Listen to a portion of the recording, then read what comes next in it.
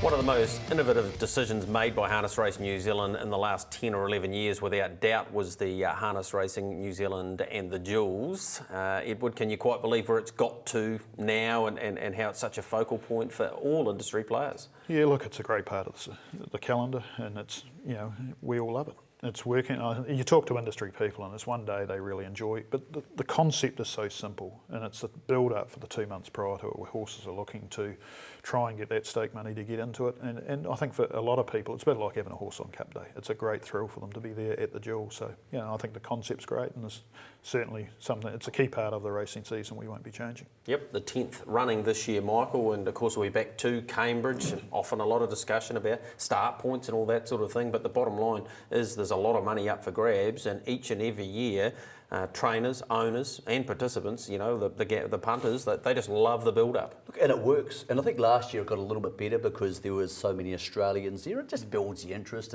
There'll be some naysayers. There were 2 years ago on the show we announced it was going to happen. Oh, the Australians are coming. Of course, they haven't won a race yet. So everybody's calmed down now. This year we have Arms of an Angel coming in. I think it could only be good for the Duels to have a horse win. And a flip side to the Australians being invited is a lot of the Australians who get invited are former New Zealand horses. They've been exported, they're not eligible for the Vic Bred, they're not eligible for races over there, so they come back. It's going to be hard to get them this year though. Yeah, it is. I think part of what the aim too with the Aussie horses coming over is if they're coming for the Duels, we're trying to get them as well for the other races like the Sire Stakes or the Oaks or the Taylor Mile and the Messenger, so that's hopefully some benefit longer term in terms and we of found the that with other Salty features. Robin last year, didn't we? Yeah. Blitz and Calder. Yep. Blitz and Calder. Even this year, Arms of an Angel, had she not been in the paddock, she might have started, believe it or not, favourite in the Taylor Mile. So we went back to a horse like Mustang Mac. Yep. I mean, he started in the Taylor Mile and a Messenger, went on to a Duels. I mean, they got their money before they ever got to the Duels. I mean, it does give them an opportunity to be here a month earlier, and I think that's good for them. Also, Climate Ice gives them a chance to have a run on the track prior to it. So, well, the problem is, let's be honest, this year if you go hunting for horses in Australia, Waikiki Beach, okay, easy, but Lazarus, no, don't want to race him. 4-year-old Trotter, Monbase beating Spurt, no thanks. Yeah, so if you got 3 or 4 this year, that'd be a victory, I would think. Is it ever evolving, Edward? Do you still sit down and go, right, what else could we do? And every year we sit down and do a debrief of it, Greg, in terms of what worked, what didn't. Also looking at the conditions of it. Everyone says where are we at in terms of the venues. At the moment it's Ashburton and Cambridge, and we review that every 2 years at the moment. And I think it's given those clubs a focus as well, and that's working well. But yeah, we do review it. Obviously we made the change a few years ago with the 4 and 5-year-old. Hands up, that didn't work. So we went back to the basics with the 2, 3 and 4-year-old. Well, you can't be knocking that, Michael, can you? You've got to have a dig at some stage. Of course you do. And, it's easy to... Look, this just came out of nowhere. So I think it works. The Duels, before we get on to the viewer questions, the question which always makes me think about the Duels is short prices, and it takes us to another conversation. In harness racing, we have an enormous amount of short price favourites, and as a punter, I often see the TAB go up $1.20 on something, and I go, okay, I'm not having a bet. And I know people out there watching, I'm having a bet. How do you get around that? Do you have any dialogue with the racing board about this? About how do we fix the fact that there are so many short price favourites? Yeah, it's an issue we consider when we're reviewing the handicapping system. The other big issue with that, Mick, is we are trying to lift our field size where we can. Part of the reduction in races is to try and drive that up. There's no doubt the fuller the field, the greater the turnover, and hopefully the lesser the favourite. It's interesting, however, when you talk to some of the Aussies, Michael Radley, when he was over last year, said the biggest problem over here, you don't have enough odds on favourite. He said it costs you turnover, whereas I'm of the opposite view. But those hot favourites do help with turnover in the multi-type betting, but generally speaking, I'd prefer races with at least the longer odd favourite, the better. You mentioned that word then, handicapping. It's often a large topic for discussion, and everyone has an opinion on it. Edward, I think it's fair to say there's no perfect system.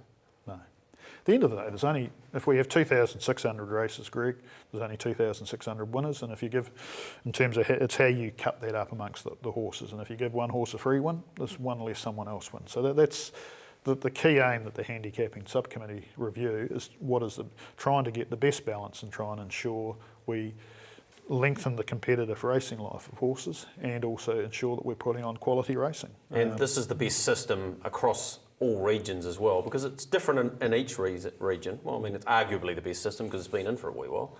Yeah, it is, but I think often the handicapping cops are rap. You know, we hear more complaints around handicapping when often I think it's an issue of funding than stakes. You know, and if the stakes were higher, we get less, you know, and there's more income flowing within the industry. And I think we've got to consider that, in terms of when we review our funding policy, which we're just in the process of doing. It's how we cut the cake up. And I like the question you got from Peter Jones, you know, obviously New Zealand Cup winning driver, you mentioned on the phone to me yesterday. Interesting one. When someone gets fined, where does that money go, and why doesn't it go into stakes? it goes to HRNZ, so it goes to a bit. So what do you do with it? Well, we're a non-profit organisation, so at the end of the day, it goes into our overall fee structure. So we budget on what we expect to receive in that. If we get 40 or 50,000, that's less that we have to charge in our other fees. So at the end of the day, our aim is to break it, cover our costs, and then whatever is left over goes out to the industry. That's So a good you question. argue it does. Another really good question from Peter, and I'd never thought about this. When a junior driver gets suspended, are they better off not being suspended but sent back to the trials? For example, you can't drive for 2 weeks at the races because you made the stuff up. Be mentored by a senior driver, go back to the trials, and then you can come back to work. Under the rules, a suspended driver, junior or senior, can drive at trials and workouts. We changed that back in 2007. Pretty much part of that reason it's was for that. Yeah. So they can. Okay, but so you can't just stand someone down for a couple of weeks and say, go back to the trials and come back and be better. No, but they do have that ability They to do can. that. So if you're a suspended driver on race day, you can still drive at trials and workouts. Yeah. Okay. Well, I didn't know that. Get to the right. Yeah, I think it's a pretty smart thing to do. Craig, you had a question about Auckland and their stake level. Yeah, Auckland are progressing in the right direction with higher stakes, and we're going to see that very shortly. Now, whether it goes to 17 or 20,000 minimum, I'm not too sure what it'll be. But what it does do is there's a threshold of $15,000 for a horse that's bought for overseas under a metropolitan assessment.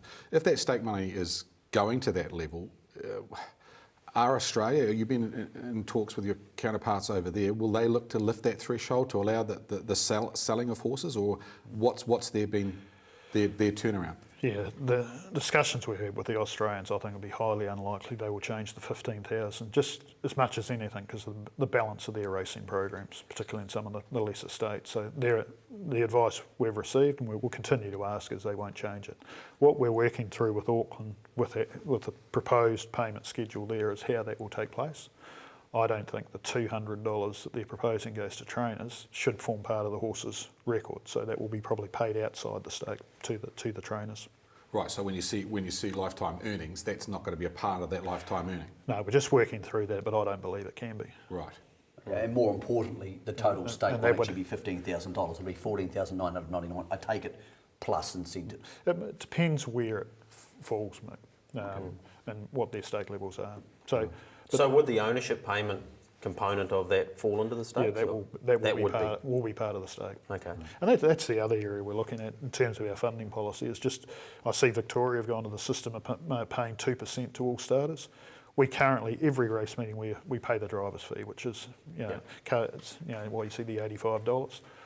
Personally, I think how we cut up our funding, we've got to go to a system where every time you start, the owner should be getting a cheque. So if we could pay more to all runners, that's certainly something I think we should look at. Another thing that is often discussed, Edward, is breeding numbers and the continued decline in those. See, it's basically dropping a couple of hundred a year and has been doing that for the last 5 or 6 years.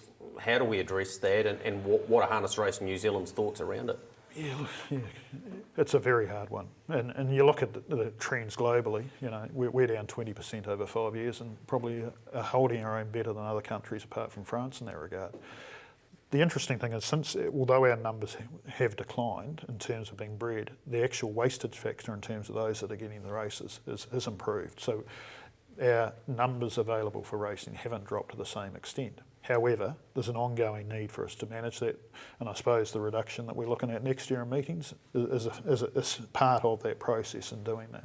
But the issue is we will have less horses from a racing perspective. We need to maximise their use within the system. So if we can, part of the challenge for us is if we can get one more start out of every horse, that will cover the numbers decline from a breeding perspective. But and it's a challenging environment for anyone to breed. However, you look at the signs from the sales, there were some very positive signs, and you look at the numbers in Australia, we've got a very, very strong export market, not only to Aussie. I think the numbers to USA have picked up again, which is largely on the back of the dollar. Here's a question for you. Whips. Will we have whips in 5 or 10 years? I don't mean Your own opinion? I don't mean personally at home, I mean for drivers. Look, my own opinion. Yeah. So Yep. this is not supported. This is not the official HRNZ position. Oh, this will be I good. think, Okay. What's your opinion? I think whip should go. I think whip should go and I'm because- not being overly PC about that. And eventually it will happen. If you can, at some point in the future, and I put this in the magazine, Yep. at some point in the future it will be unacceptable to hit a horse with a whip. And rather than have that change forced on us by animal welfare groups and the like, I think at some point we should be proactive and make that change. Is there any support for that at executive level? No. Talk at whip action, here it is. Here's a horse winning a New Zealand Cup when being hit too many times by the standard of the rules. Another question, is there any chance you're going to support the fact that horses can get relegated for that? Because technically this horse broke the rules, it won the race. Because it broke the rules, it shouldn't have won the race. Yeah, that's a very... Technically. Technically, you're right. It's pretty complex, and that's why I leave those decisions to the RIU. Oh, nice handball. But going back, and I'm not being PC. At the moment, I don't think there is a problem with the whip, and we should be regulate. And I think the drivers are getting better and not overusing it, and the use has come back. I think over time, we will lose the whips. It's happened in Europe. Sweden and Norway, so eventually I think it will come here. So the question is where I'm coming from pragmatically, is that rather than have change forced upon us, I think we would be better to make that change on our own terms. Now I know that will probably upset every trainer and driver out there. Don't for a minute think that's going to happen. There would have to be a long period, I think, of consultation before that happened. But I think we need to control. I don't think it's a major issue in the industry in terms of overuse, and the Stipes are very, I think, good at policing it. All right, been great having you in here, Edward. Thanks to all the people who sent in the questions, any that we didn't get to. I know Edward's keen to answer them, perhaps by email. So thanks for coming in. Yep, no problem anytime. All right, we'll perhaps do that again at some stage in the future. We'll take a short break. Stick with us. You're in your box seat.